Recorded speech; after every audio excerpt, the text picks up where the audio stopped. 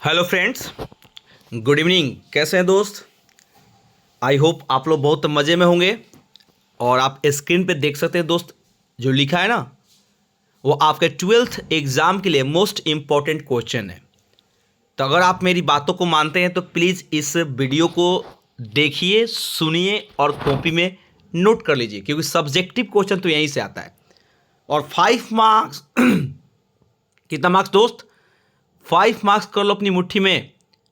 तो वीडियो को सुनो और प्लीज़ कॉपी में लिखो और याद करो। तो चलिए शुरू करते हैं। सबसे पहला question, right a note on old English. Old English का मैं ऑब्जेक्टिव क्वेश्चन डाल चुका हूँ। ओल्ड इंग्लिश का दोस्त मैं लाइन बाय लाइन पढ़ा दिया हूँ। ओल्ड इंग्लिश हम लोग लाइन बाय लाइन पढ़ चुके हैं, ठीक है। बस आप लोग सब्जेक्टिव क्वेश्चन याद कर लीजिए। और ओल्ड इंग्लिश से क्वेश्चन क्या आता है दोस्त कि right a note on old English. ठीक है, तो शुरू करते हैं। आंसर बोलना है ओल्ड इंग्लिश। एकदम ध्यान से याद करो मेरे प्यारे छात्र। Old English was in use between AD 449 to AD 1066। याद करो पहले। ओल्ड इंग्लिश की ये पीरियड है। आपसे बार बार पूछता है कि ओल्ड इंग्लिश की पीरियड कब से कब तक है, तो याद करो 449 से कहाँ तक? 1066। याद रहेगा, भूलोगे नहीं ना? गुड। अब आइए, ओल्ड इंग्लिश की क्या विशेषताएं थी? तो कहना कि in old English there were different grammatical structures. Old English में जो व्याकरण संबंधित बनावट थी वो बिल्कुल ही डिफरेंट, जो आज के डेट में तो दोस्त मैच ही नहीं कर सकता है, ठीक है। और जो उसका शब्द था ना, अनफैमिलियर वोकेबुलरी, यानी कि जिससे हम अनजान थे, बिल्कुल अपरिचित, ऐसा शब्द जो सुने ही नहीं है, देखे ही नहीं है। एलियन स्पेलिंग, और स्पेलिंग दूसरे देशों से आए थे तो एलियन हो गए, बिल्कुल ही अजनबी, पराया, जो मिलता जुलता था ही नहीं, ठीक है। In old English we can see different writing system. Old English में हम लोग देख सकते हैं जो उनका राइटिंग सिस्टम था बिल्कुल ही अलग। वो कैसा था पता है? वो सीधे लिखते थे, विदाउट कर्व, उसमें घुमाव उमाव नहीं होता था, ठीक है। And it differs from today's writing system. आज का जो राइटिंग सिस्टम है उससे तो बिल्कुल अलग था। कौन? ओल्ड इंग्लिश की जो लिखावट थी, ठीक है। सो वी कैन से, इसलिए हम लोग कह सकते हैं, क्या कह सकते हैं भाई? दैट इट वॉज स्पोकन, यह सिर्फ बोली गई थी, but it had no broad approach.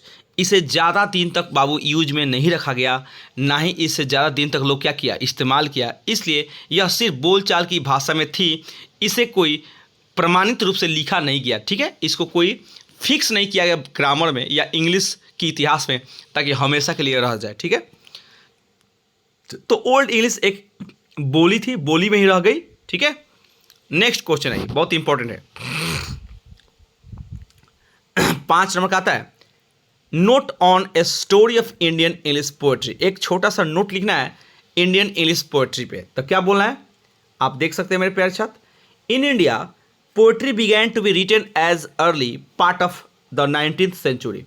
India में अंग्रेजी पोएट्री का, यानी कि इंग्लिश की जो कविता है, उसकी शुरुआत हुई थी लिखना कब?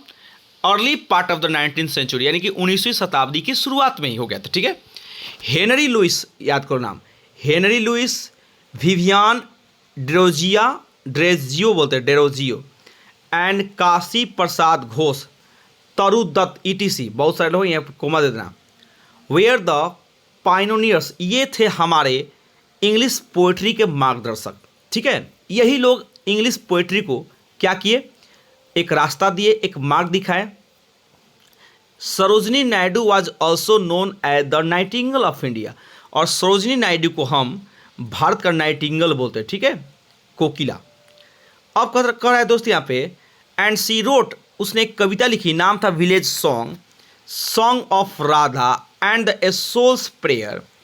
और ये सारी कविताएं कौन लिखी है? सरोजनी नायडू। ये आता है बार बार, ए सोल्स प्रेयर किसने लिखा है, विलेज सॉन्ग किसने लिखा है, ठीक है, जो कि प्रकट करता है, which reveal the heart of India, यह भारत की धड़कन और भारत का दिल बन के प्रकट हुआ, ठीक है।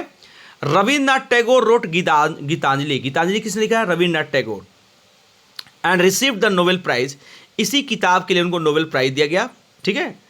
फॉर दस, इस प्रकार Indian English poetry has its own recognition, इस प्रकार से हमारी भारतीय इंग्लिश पोएट्री की अपनी पहचान बनी, ठीक है। ये जरूर याद रखना, दोनों क्वेश्चन मोस्ट इंपॉर्टेंट है। तीसरा तो बहुत बड़ा पूछा है, right a note on Indian English novel. कर एज वी नो दैट, जैसे कि हम सभी जानते हैं, इंडियन नोवेल इन इंग्लिश, जो कि अंग्रेजी में भारतीय नोवेल उपन्यास है, हैज़ ए स्पेशल रिकॉग्निशन, इसकी एक खास विशेष पहचान है। And it is also a part of Indian literature, और यह एक हिस्सा है भारतीय साहित्य का, यह एक हिस्सा है। And it reflects the social, cultural and political themes, और यह हमारे सामाजिक, सांस्कृतिक और राजनीतिक विषयों पर क्या करता है? प्रकाश डालता है। The first Indian novel in English was Rajmohan wife. याद कर लीजिए, ऑब्जेक्टिव भाई पूछेगा फर्स्ट इंडियन इंग्लिश नोवेल कौन सा है, तब बोला है राजमोहन वाइफ।